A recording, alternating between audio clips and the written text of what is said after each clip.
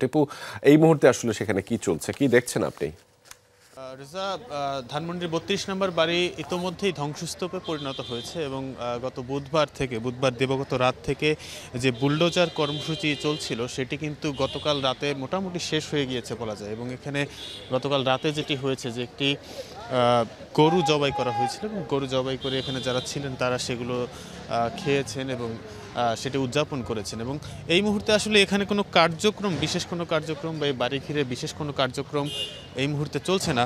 কিন্তু আমরা যেটি দেখতে পাচ্ছি যে প্রচুর জনতার ভিড় আছে এখানে, তারা আসছেন, তারা সেলফি তুলছেন, তারা এই বাড়িটি দেখছেন এবং বাড়ির ভিতরে অনেককে আমরা দেখেছি যারা বাড়ির একদম ভিতরে প্রবেশ করেছেন।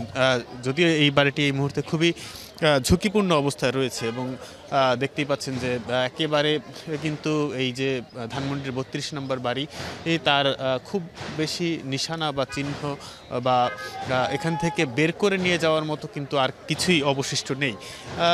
শুধু কিছু ইট ভাঙাচোরা অবস্থায় পড়ে আছে এবং প্রচুর মানুষ আজ শুক্রবার ছুটির দিন একদম ভোরবেলা সকালবেলা কিন্তু এখানে আমরা প্রচুর মানুষকে দেখতে পাচ্ছি, তারা আসছেন, তারা সেলফি তুলছেন এবং এছাড়া আমরা এমনও দেখতে পেয়েছি অনেকে আছেন যিনি সাবেক প্রধানমন্ত্রী শেখ হাসিনার ছবি নিয়ে এসেছেন, সেই ছবিতে জুতা নিক্ষেপ করছেন, অনেকে ভিডিও করছেন এবং এইভাবেই আসলে মানে উৎসুক জনতা আসলে এখন এটি দেখছেন।